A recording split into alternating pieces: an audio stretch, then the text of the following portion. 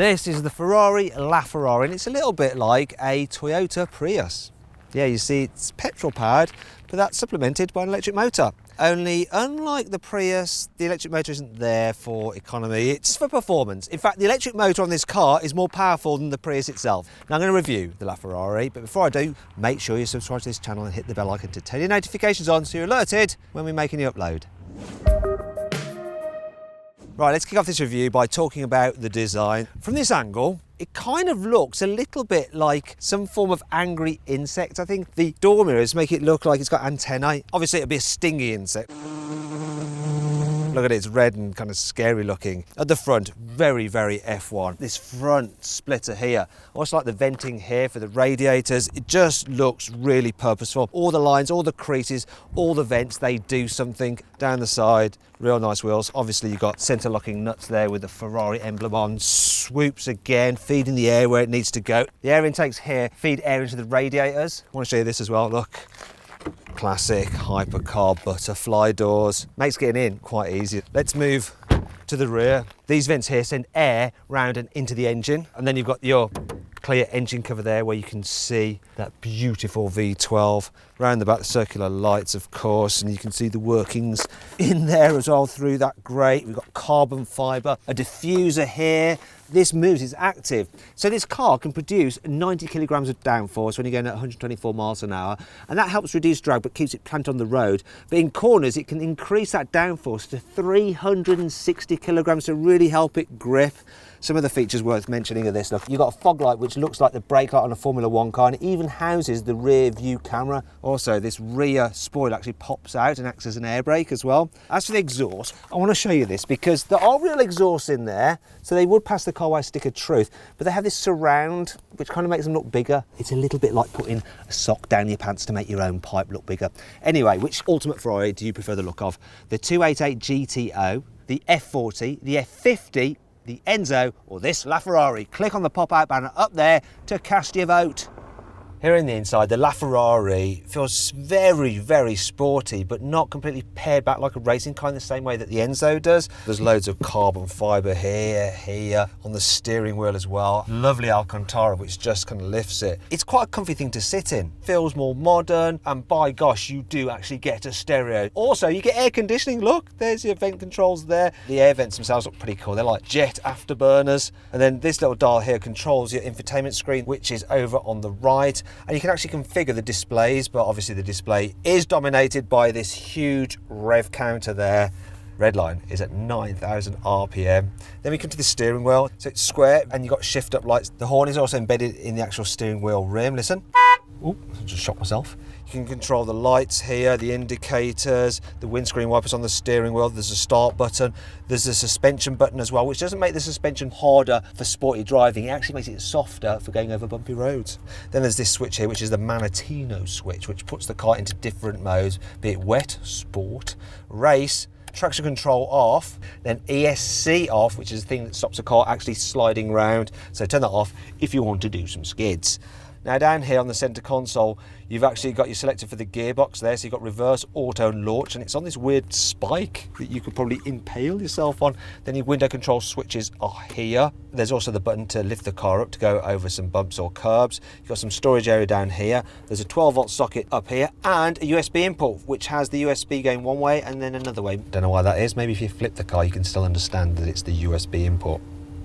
Also, there's a little plaque up here telling you that this is a limited edition car. One of 499 apparently. Gotta say, love the design of the seats and the feel of them as well. And you've got the Ferrari logo embossed in there. There's also a little storage area here. It's a glove box, which is only big enough for gloves. Unfortunately, I can't seem to shut it. It just went, no, it doesn't shut. There's also a little luggage net there as well. And check out the floor mats. They're just rubberized nonsense stuck to the floor. Over here you have the door mirror controls, and then there's the button here for your electric charging socket, for opening the frunk, and then another one for opening the fuel filler cap. Also, you use this control over here to control the left side of the digital display, which has all the things like trip times and all the racy stuff. Speaking of racy stuff, these seats are super comfy, but they're fixed. If you want to get comfortable and you're a little bit short or tall, then you actually move the pedal box either towards you or away from you by putting up this lever, and then of course you can move the steering wheel, and there is quite a lot of movement in it, as you can see.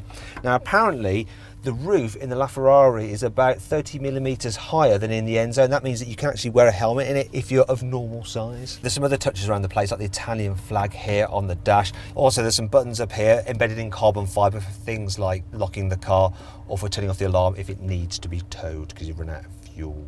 Rear view mirror feels quite nice and is made of carbon fiber. All in all, a very, very nice place to sit. It's got lots of emotion, lots of style, feels good quality, and it's surprisingly just comfy.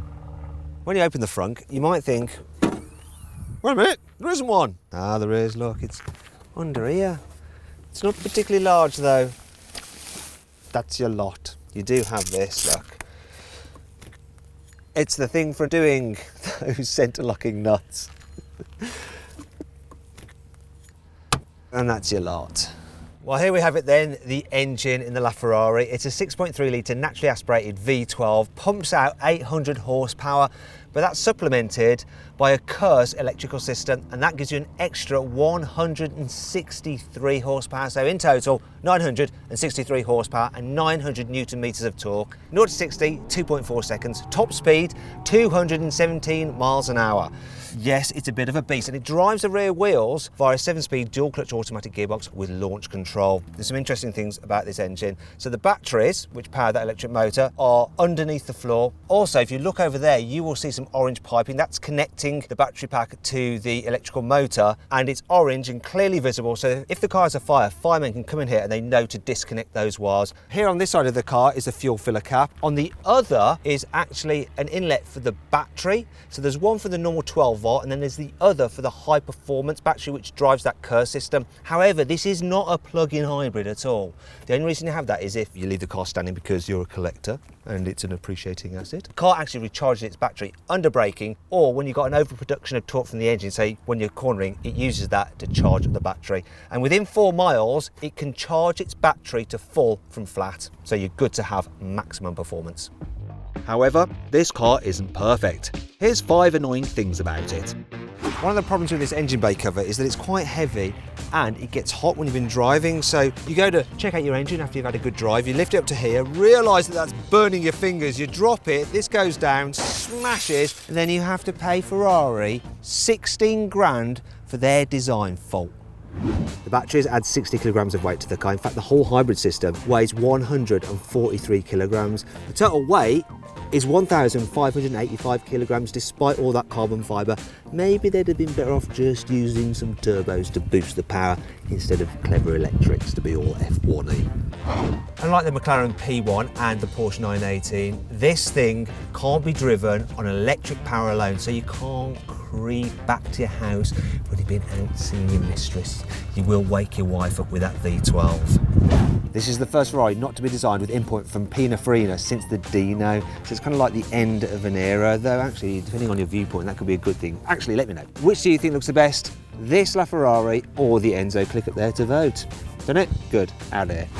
You can only buy these tyres through a Ferrari dealer, which means mucho money. Yeah, you can't just go to your local Quick Fit or anything like that. Also, if you have a screw in the middle of it, you can't just have it repaired. They are ZR rated tyres, you will have to replace one. And then you'd have to replace the other one, so you have the same amount of wear on each side of the tyres. So it all gets a little bit annoying, inconvenient, and expensive.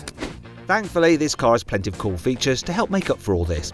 Here's 5. The carbon fibre chassis was designed by Ferrari's Formula 1 technical director, Mr. Rory Byrne.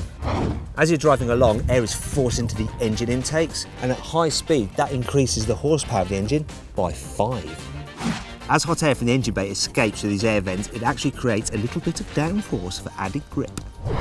The chassis is 27% stiffer than that of the Enzo. Oh, also, if you have the convertible Aperta version, the drag coefficient is the same because they've been really clever with the aero. Well done, Ferrari. This is the first Ferrari to use a hybrid system. Also, it was built to sort of celebrate 70 years of Ferrari. So 40 years was the F40, 50 years was the F50, 60 years was the Enzo, and like I said, 70 is this. First time in a LaFerrari, I'm just gonna cane it. Let's do this. Deep breath. Go.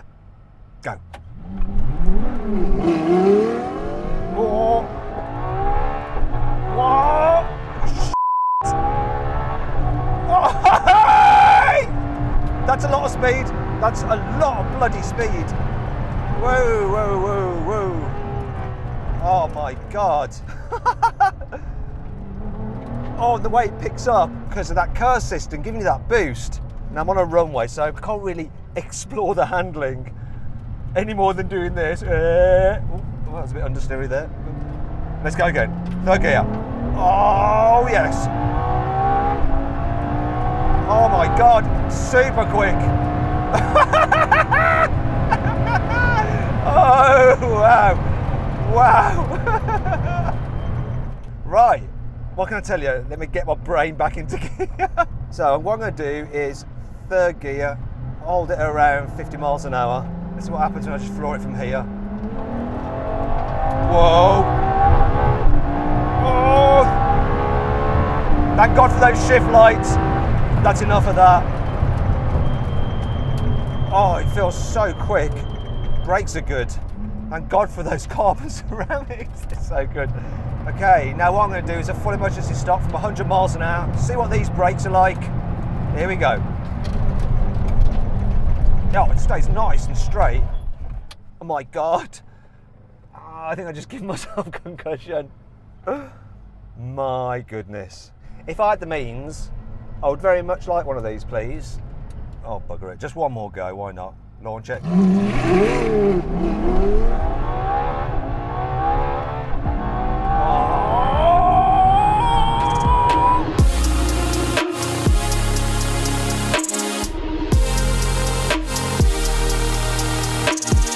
So then, what's my final verdict on the LaFerrari? Should you avoid it? Should you consider it? Should you shortlist it? Or should you just go right ahead and buy it?